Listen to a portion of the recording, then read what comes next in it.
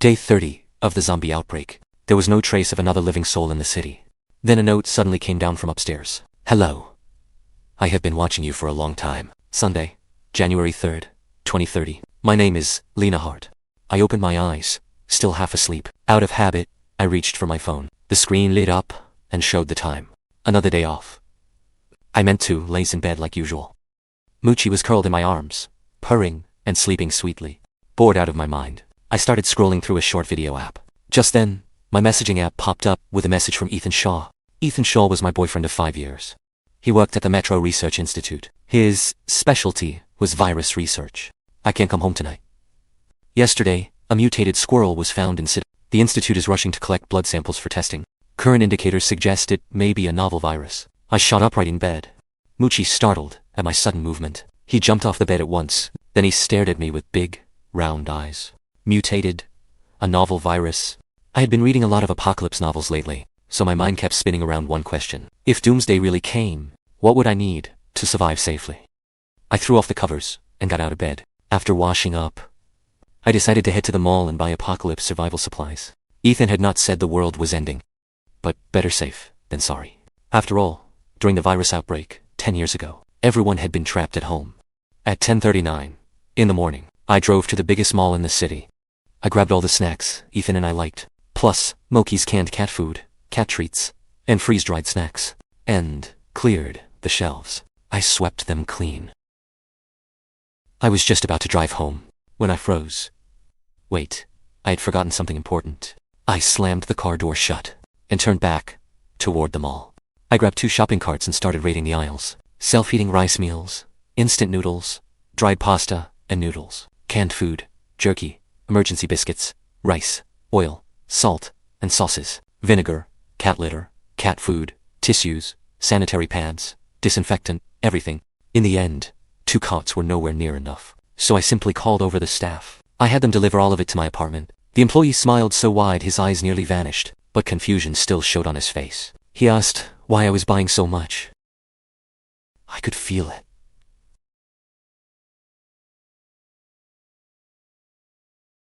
He probably thought I was crazy, but who cared?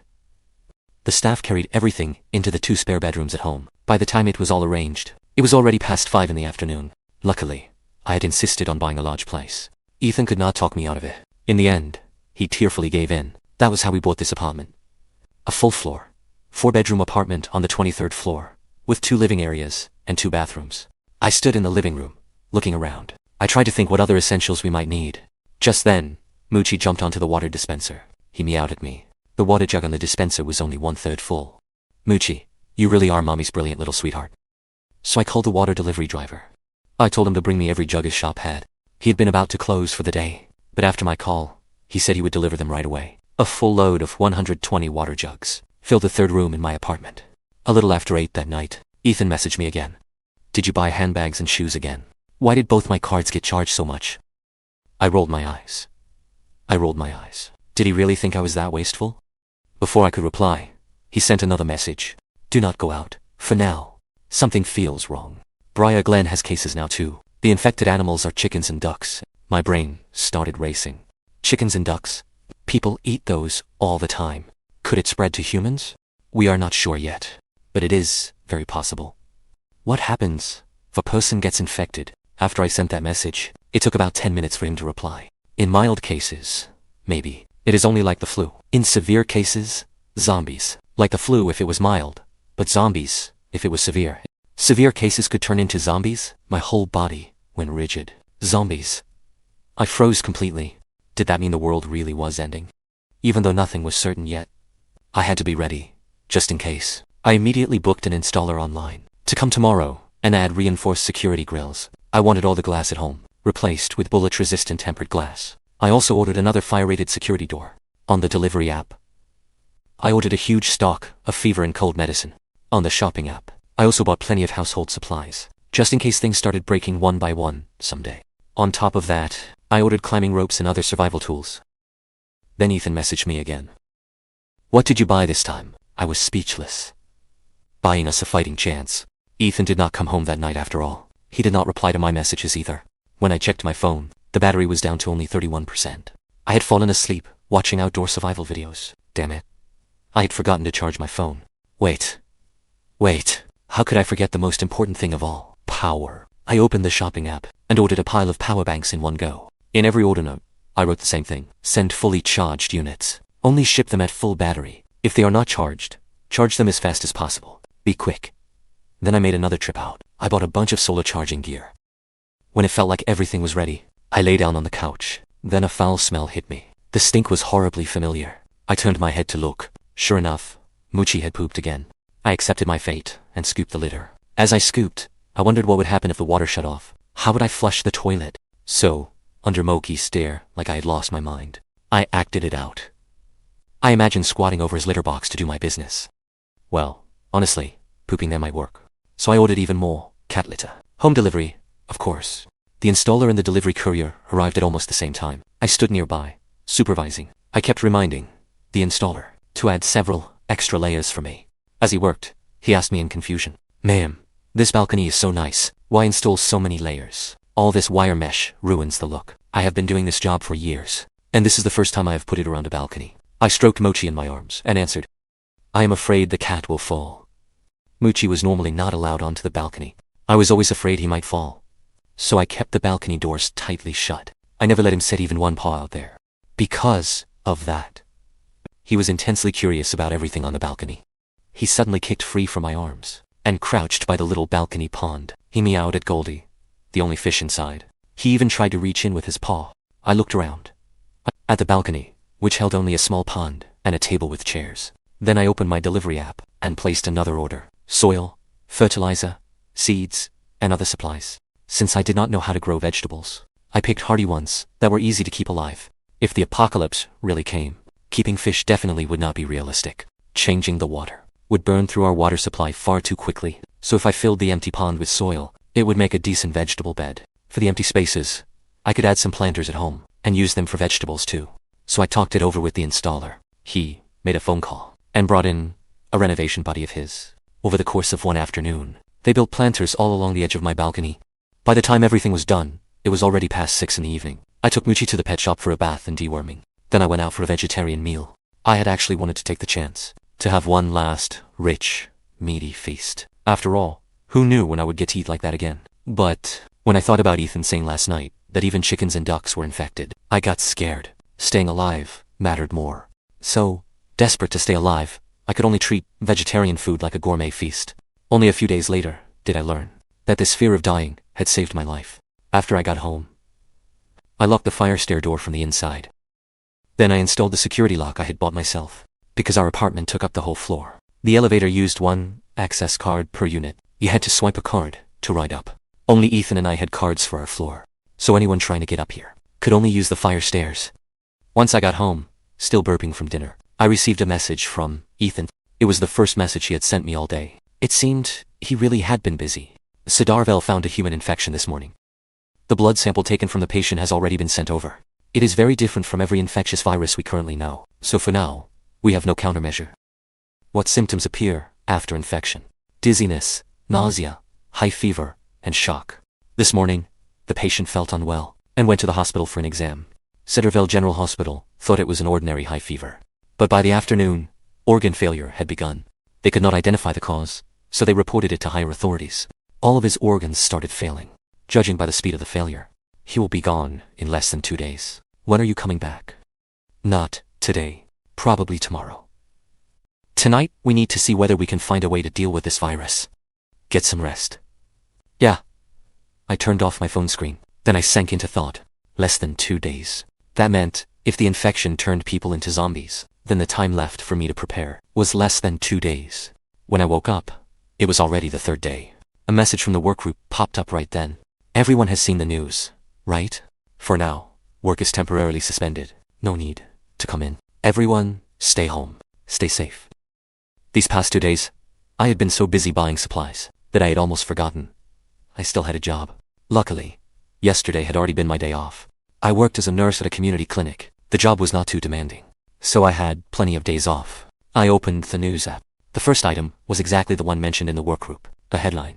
Recently, a new infectious disease has appeared in citizens are advised to avoid unnecessary outings. If you must go out, take proper precautions. Wear a mask.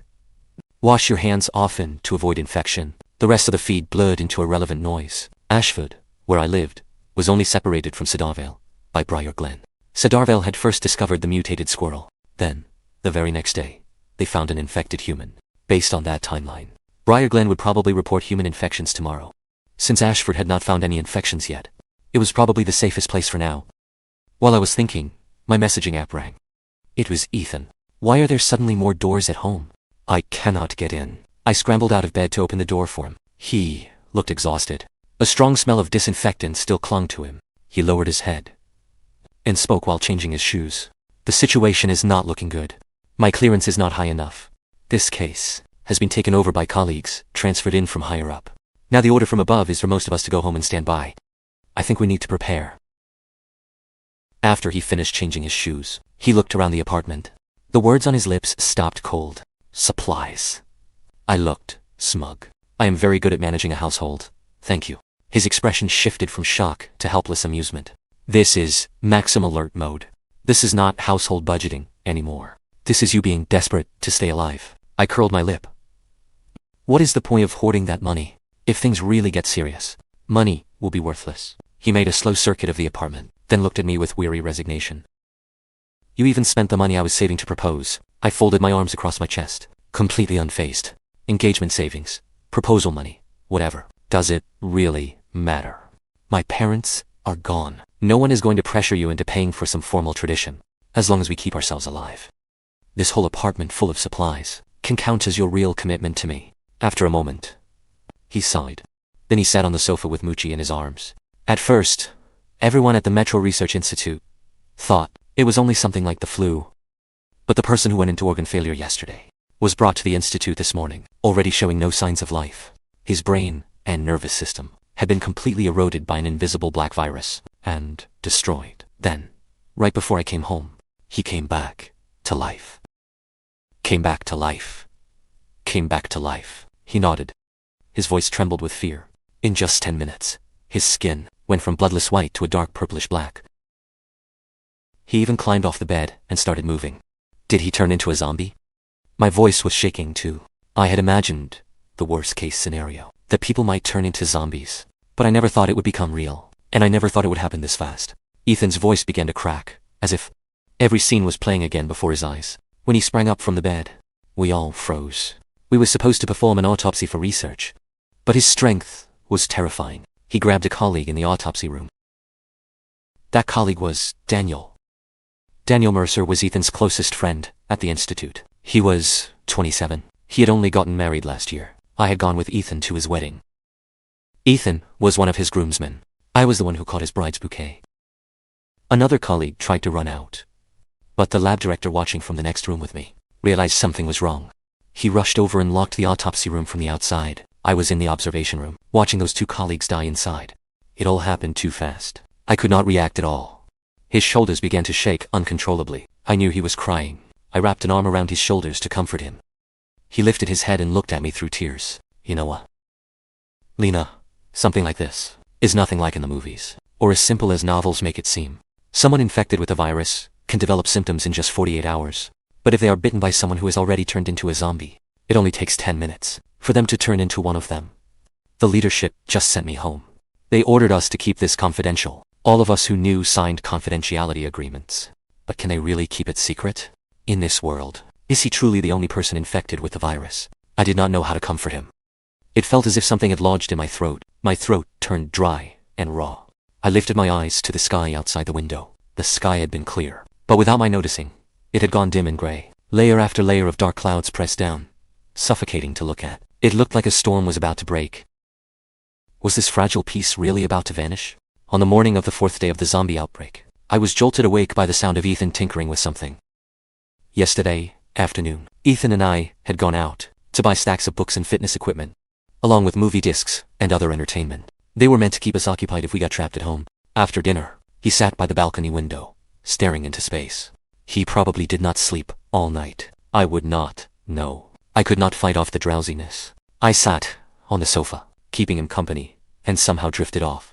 When I woke, I was already in the big bed in our room. I walked out of the bedroom and saw Ethan installing acoustic panels on the apartment walls. You are awake. I bought fried dough and soy milk downstairs. It is probably a little cold now. Heat it up before you eat. Why are you installing soundproofing panels? I was confused. After all, we lived on the 23rd floor. Whatever noise we made, no one downstairs could possibly hear it. So when we were buying supplies, I had never thought about adding soundproofing panels at home. I did not think they were necessary. After Ethan fitted the last acoustic panel in the living room, he looked around the room. Then he answered while going to warm up my breakfast. Last night, I carefully checked everything you bought. There are plenty of power banks, but they are not practical. If the city loses power and water, dead power banks will not help much. So I went out and bought a solar generator and a solar-powered water pump. We are on a high floor. But once the city empties out, every sound will carry. Besides, you said it yourself. When that time comes, money will be worthless. So we might as well make things safer now. I bit into a warm piece of fried dough. Then I gave Ethan a thumbs up. By the way, did you notice anything unusual when you went out today? Not yet. I made a loop around the city. The supermarkets have basically been cleaned out. The pharmacies have been stripped bare too. In short, anything you can think of. Everyone else has thought of it too. He sat down on the stool across from me and said, "Good thing one of us works on the front line. Otherwise, we probably could not have stockpiled this much." Oh, Miles Lee from the Institute told me today that infected have appeared in Briar Glen too, just as I predicted, down to the last detail. At least none have been found in Ashford yet. We should still have a couple of peaceful days. Ethan did not answer me. I was puzzled. Then I saw him frowning. Actually, we probably do not have 2 days. They contained the infected in Briar Glen, but when they checked his movements, they found out he was someone who, 2 days ago, had just returned to Briar Glen after working in Ashford. We still do not know for sure how the infection is spreading. So, Ashford is not safe anymore. The fried dough in my mouth suddenly lost all taste. Then if it spreads through the air. Do you need to isolate after going out today? Ethan rolled his eyes at me. If it were airborne, Cedarvale, where the first infected were found, would have fallen long ago. So I do not think that is it. I think it may be spreading through food. Why do you say that? Because chickens and ducks have mutated. I am only guessing, because the first carriers of this virus were all discovered as mutated animals first. And only then, in humans. So how did the animals catch this virus? For a moment, Ethan and I both sank into silence. There had to be some specific link driving the virus's spread. But what could it be? I walked to the door and looked through the glass. Goldie, the only little goldfish in the tank, was floating belly up. Just yesterday, Goldie had been darting around, full of life. It had been so quick and lively. How could it suddenly be dead? Ethan stared at the tank, at the circulating pump still pushing water through it. Without a word, he turned and went back to the bedroom for something. He did not forget to warn me not to touch the water. A moment later, Ethan came out holding test strips. He dipped one into the water. The strips slowly turned from white to black, but the water in the tank was still perfectly clear. Ethan and I looked at each other. Water. I took the water from the tank and siphoned it through a hose into the toilet. Then I flushed it all away, along with Goldie's tiny body. I am sorry, Goldie. Ethan was calling his supervisor at the Metro Research Institute to report this latest discovery. Ethan and I had already decided that from this moment on, we would not go outside again. Everything we needed at home was already prepared. The supplies I had stockpiled alone were enough for the two of us to stay holed up here for 3 or 4 years without a problem, and with the vegetables we had planted on the balcony. If nothing went wrong, surviving for 5 full years would be easy. At worst, we could outlast the zombies. Near the evening, an emergency news bulletin cut in on the television. All citizens, please do not touch tap water. According to the latest reports, multiple reservoirs across Avalon have been severely contaminated. Please drink bottled water whenever possible. During the outbreak, do not go outside. Avoid contact with others. Remain isolated at home. If dizziness, vomiting, fever, shock, or similar symptoms occur, report them immediately. This emergency bulletin looped on television for 5 minutes over the residential complex loudspeakers. The same broadcast echoed again and again. The residents' group chat blew up. What does that mean? What does that mean? We cannot use tap water. Then what water are we supposed to use? Can we boil it first? Doesn't high heat kill viruses? Then how are we supposed to shower? Water is life. If we cannot even use that, how are we supposed to survive? Did they say when this will be fixed? I went to the water shop today, and they would not even sell water anymore. They kept saying there was none left to sell, that they had to keep it for their own families. I had to hit several shops and pay a fortune just to grab 2 jugs. Now they are saying the water cannot be used. Isn't that basically telling us to sit here and die? When I contacted the water delivery driver today, he said that, a couple of days ago, someone from our complex came to him and bought every last jug in the shop. Who was it? Which neighbor? I am willing to pay a high price. So am I. Ethan and I silently muted the notifications. Then we sat on the couch in silence for a long time.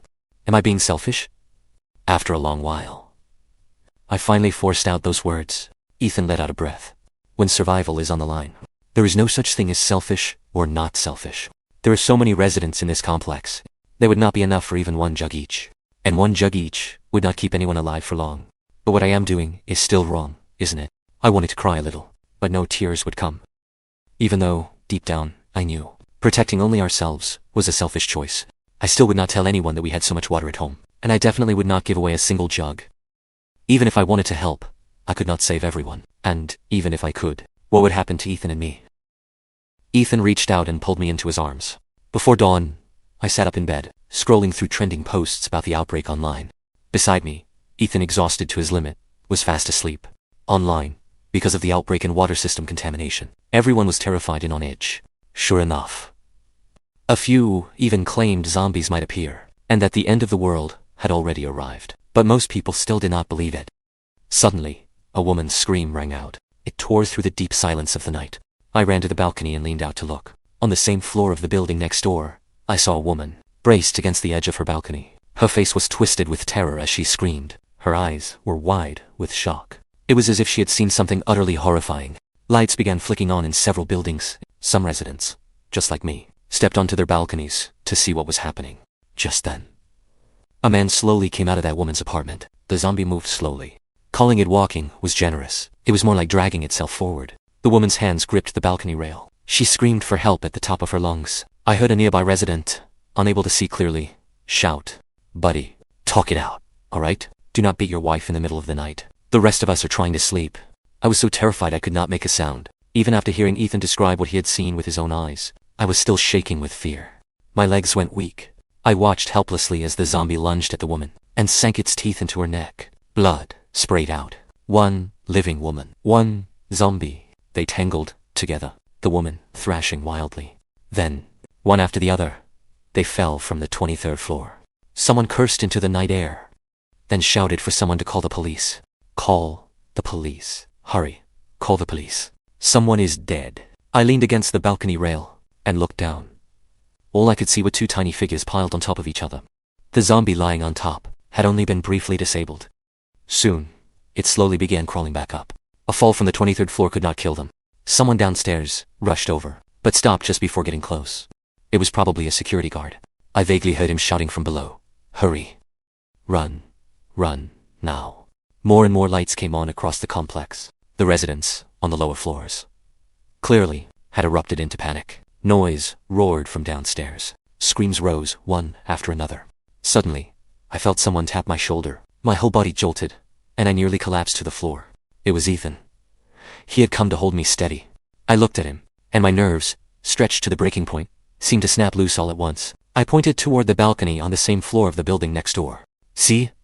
Oh, zombies. The zombies are here. Ethan held me and kept murmuring comfort. He helped me onto the couch in the living room and poured me a glass of water. Hello, Director. This is Ethan Shaw. Infected have appeared in my residential complex. The situation is serious. Does leadership still not have a plan? If this is happening inside a residential complex, the virus will spread at an uncontrollable speed. I did not know what the person on the other end said. I only saw Ethan gripping the phone after the call was abruptly cut off. He cursed under his breath. Damn it. The noise outside grew louder and louder. I turned to look out the window. Every window in the complex was blazing with light. At that moment, the complex loudspeaker crackled to life. Emergency situation. All residents, please do not leave your homes. I repeat. All residents, do not step outside your doors, under any circumstances. From outside, a few faint, muffled noises drifted up now and then. Ethan picked up the binoculars and stood at the balcony, looking down.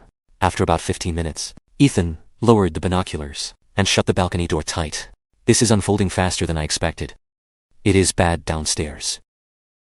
He shook his head. It is terrible. The security guards who went to check were bitten. There are 4 infected now. And one of them is a woman. She should be the one you said fell just now. She has already turned. I unlocked my phone. Every group chat had blown up. My friends' feed, the social media feed, and every major platform notification had all erupted. I opened the trending feed. The trending topics were all the same. Zombies appear in a Cedarvale apartment complex. Wandering zombies spotted on the streets of Briar Glen. Zombies reported in a luxury residential building in Ashford. I handed the phone to Ethan. They are appearing at the same time. Ethan glanced at it. Then, his phone rang. It was Miles Lee from the Metro Research Institute. Miles ranked slightly higher than Ethan. So, after Ethan was sent home, Miles had stayed at the Institute to study the virus. He just had not been allowed onto the core team. After Ethan hung up, his face was ashen. I asked him what happened, but he remained silent. When he finally spoke, his voice was shaking. Miles escaped. He has already driven home. He is safe for now. When you called your supervisor just now, he did not mention that. No, he only told me to look after myself and not come back to the Institute. Then, he hung up on me. But I heard wind roaring on his end, and someone shouting, "Hurry, get in the car." He ran. Ethan nodded slowly. I think so. He probably evacuated with his team. I felt dazed. The night had fallen quiet again. I glanced at my phone. The time on the screen was 4:21. Ethan and I sat silently in the living room, each lost in our own thoughts. It stayed that way until after 5. Then I thought I heard sirens downstairs. Ethan heard them too. We went to the balcony and used the binoculars to check below. It really was the police. There were 2 full teams. One of them was a SWAT team. The number of zombies downstairs had not increased. It was still the 2 security guards in that couple. The 4 zombies simply wandered aimlessly around the complex. At the sound, they all turned their heads toward the police. Only their heads turned. Their bodies did not. The police quickly found their weak point. The remaining 3 zombies were soon dropped by SWAT headshots. All 4 zombies lay dead on the ground, motionless. After waiting 10 minutes, with no sign of them coming back, the police finally moved in, loaded them onto a vehicle, and took them away. When I lowered the binoculars, I realized the residents throughout the complex were standing on their balconies, watching, but not one of them made a sound. Ethan and I went back inside. I asked him, since all 4 zombies were dead, so this should be controllable, right? And now, we know. Going for the head works. From what we have seen, headshots really are the most effective method. Ethan thought for a moment. Even so, because this is breaking out nationwide on a massive scale, it most likely cannot be contained. If this can happen in our complex, then it can happen in other complexes too. There simply are not enough people to handle it. And once someone is bitten by a zombie, turning into one of them only takes about 10 minutes. Even if the zombies only overwhelm us by sheer numbers, they can still leave us helpless. I opened the residents group chat. As expected, it had blown up again. God help us. What the hell were those things? I have seen them in movies. Those things are zombies. Is this really the end of the world?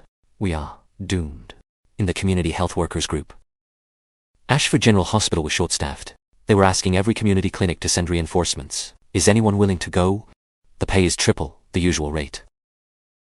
This is our duty to the whole city, and an honorable mission for all of Avalon. The doctors and nurses at Ashford General Hospital are still fighting on the front line. We cannot be cowards who only care about staying alive. If trained professionals like us will not step up to help people, then no one will be able to help them.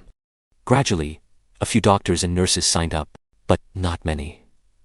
There were more than 30 people in the group, and in the end, fewer than 10 volunteered. Of course, I was not one of them. By noon, the top trending headlines online were all about zombies, the end of the world, and rumors like that. The internet made everyone feel hopeless. In one short morning, crowds of zombies had already gathered outside the complex. Now and then, faint sobbing drifted up from below. After the police left, the gates of the complex were sealed shut. Some residents' family members were trapped outside. Because the access control power had been cut, they could not get in. Their fate was to be left outside the front gate, where zombies tore into them alive. In the end, they turned into zombies too. The residents' group chat filled with wailing. One housewife raged in the chat that property management was inhuman. Her husband had been bitten to pieces outside the gate and turned into a zombie. I took the drone and went out onto the balcony. Once everything was ready, I piloted the drone to watch the streets as they were now. There actually were not many zombies on the streets. There were more around the residential areas instead. On the 10th day of the zombie outbreak, the city was still functioning normally. The power and water had not been cut off. It was just that no one dared use the water. At most, people used it to flush toilets. During the first 2 days, we could still hear people screaming and shouting. We could also hear fighting outside the complex. Some people tried to go out for supplies, but could not escape the ring of zombies. Others simply could not take it anymore. They rushed downstairs and screamed at the horde. "Come on! Eat me! I do not want to live anyway. This damn end of the world. Go on, eat me, then I will never have to live in fear again." And so, he succeeded.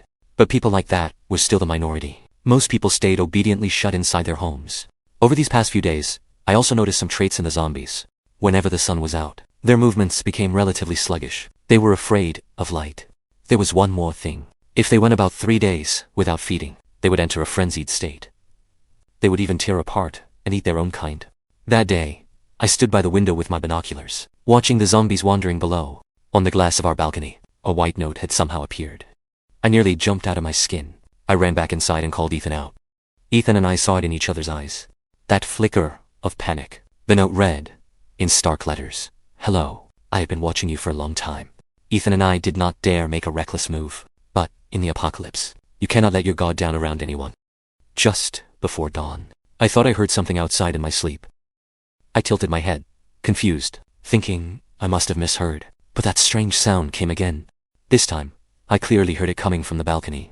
The balcony doors were covered by heavy blackout curtains. I could not see what was happening outside, so I crept quietly to one side of the curtains. I lifted one corner and saw a large, burly man. He was using a pair of pliers to cut the wire mesh outside our balcony. The man looked vicious. A long scar slashed across his left eye, chilling me just to look at it. I was startled. The man noticed me just as sharply. He reacted fast, gripping the wire mesh with one hand, while his other hand pulled a gun from his belt. He fired straight in my direction. His eyes were full of murderous intent. The bullet did not hit me, because I had already replaced the glass in our home with bullet-resistant tempered glass. The bullet left only a tiny dent in the glass. When he realized the bullet could not pierce our glass, he muttered a curse under his breath. Then he started tearing at the wire mesh even faster, trying to force his way in. I was so terrified I collapsed onto the floor. I kept screaming Ethan's name. Ethan heard the commotion and rushed out of the room too. I pointed at the balcony, my voice shaking. "Outside. There is a man outside. He is cutting through our wire mesh, and he has a gun." Ethan ran back into the bedroom and came out with a gun too. He yanked open the blackout curtain and aimed the gun at the man outside the window. Seeing that the man outside stopped moving, there was a trace of resentment in his eyes. Then he quickly started climbing back up the rope. Only then did I realize the man had a safety rope tied to him. He had clearly climbed down from the floor above. After the man climbed out of sight, Ethan finally lowered the gun in his hand. "Where did you get a gun?" I asked once I had calmed down. "It is fake." Ethan handed me the gun. "Last year, when a colleague's kid came over to play, he brought this realistic toy gun. He forgot to take it home when he left, and I forgot to return it. I only just remembered it. I used it to scare him off. Just now, I noticed that, except for the parts covered by his clothes, his exposed skin was covered in scars. Old and new scars crisscrossed each other, so many that they were horrifying to see. And the way he drew his gun was far too decisive. His movements were frighteningly skilled. He was probably a lower floor resident who ran up to the 26th floor, and then climbed down from there. That was my guess. Forget it. At a time like this, it was pointless to dwell on where he came from. What mattered was that he would definitely come down again. That brief exchange had already exposed the fact that we still had power, so it would not be hard for him to guess we had supplies too. Anyone who dared do something like this now could only be after supplies. When people are pushed to the brink, they can do anything. We cannot let our guard down. As Ethan spoke, he picked up his tools and headed for the balcony. After the balcony was reinforced, Ethan and I agreed to take turns keeping watch. But there was still one fatal problem. We had no real weapons, nothing like a gun. And that man did, I said, worried. Then, an idea flashed through my mind. Can we electrify the outer wire mesh? If the wire mesh is electrified, and that man comes back with bad intentions, he could be killed the moment he grabs it. If he shows us no mercy, we owe him none. Since he wants to kill us, he cannot blame us for leaving him no way out. Ethan agreed completely. There are too many bad people in this world. You are too kind. And now, it is the apocalypse. Being too kind can get you killed. I looked out the window, only hoping he would take the hint and back off, and never come bother us again. By morning, the sky was fully bright. Ethan and I curled up together, watching a movie we had downloaded before the internet went out. With about 20 minutes left in the film, a rustling sound came from outside the balcony. Ethan and I both snapped our eyes toward the balcony. A rope dropped down from above. Then a foot in a combat boot reached down after it. The boot touched the wire mesh, then jerked away. He must have been shocked. His whole body slid down the safety rope, and after grabbing hold, he dropped straight outside our wire mesh, but he did not dare touch it again, his expression twisted with rage. It was that man, just as we expected. Through the balcony glass door, Ethan shouted at him, "Do not come here again. All the wire mesh around our apartment is electrified. If you try to break in again, you will only get yourself killed." The man gripped the rope tightly with both hands. "Buddy, I just want some food." "Do you have to be this ruthless?" I gave a cold laugh. "You just wanted some food. Then why did you shoot at me that day?" He answered, "Sis, in the apocalypse, if I do not shoot at you first, what if you shoot at me? What if I trusted you? And you turned the tables and took over my place? You had better not come back. We will not give you any food." I replied, "Looks like he cannot climb back up." Ethan suddenly said from beside me, "If he wants to climb back, he will have to use the wire mesh for leverage. But the wire mesh is electrified. There is no way he can get back up. If he wants to escape, he can only slide down to the balcony below." After saying that, he headed toward the rooftop. "What are you going to do?" I called after him. "He will find some way to get in. If we let him go, he will just try another way in. For every countermeasure we have, he will come up with another trick. Keep him stalled. Do not let him climb down. You have to keep him there." With that, he went out the door. I stared after Ethan, a little dazed. I could almost guess what he was about to do. Outside the balcony, the man was still hanging from the rope. "Sis, I only need a few supplies.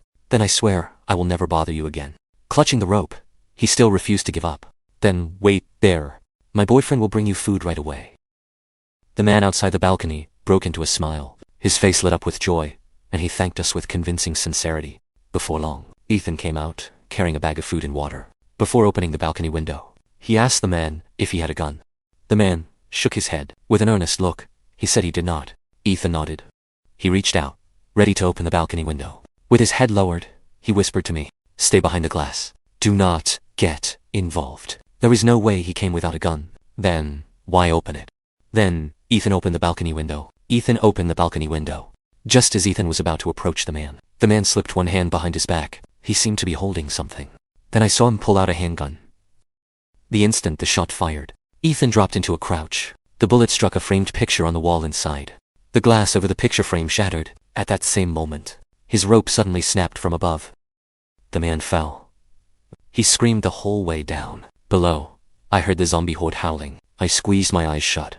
It was as if I could already see him plunge from that height, straight into the swarm of zombies, and be torn apart and devoured. After a moment, Ethan stood up, calm-faced. He carried the bag of supplies back inside. Then he shut the balcony window. Still shaken, I stared at Ethan. For some reason, my feelings were tangled and heavy. Once again, I understood with brutal clarity. In this apocalypse, the most terrifying thing was not the mindless zombies that bit anyone they saw. It was the human heart. Day after day went by. Looking at the date on the calendar, I suddenly realized the New Year holiday had already passed. Spring had arrived in silence. The weather gradually began to feel normal again. There was even a hint of spring in the air. What shattered those quiet days came exactly 3 months after the zombie outbreak began. It was a military patrol helicopter. "Survivors, please gather tomorrow at 5 in the morning, on safe, visible, high ground, and wait for rescue." On the patrol helicopter, a soldier repeated the message 4 or 5 times through a loudspeaker. Then it flew on toward other residential areas. The news of rescue echoed over Ashford, though we did not know how the other survivors were doing. For us, this was undoubtedly good news.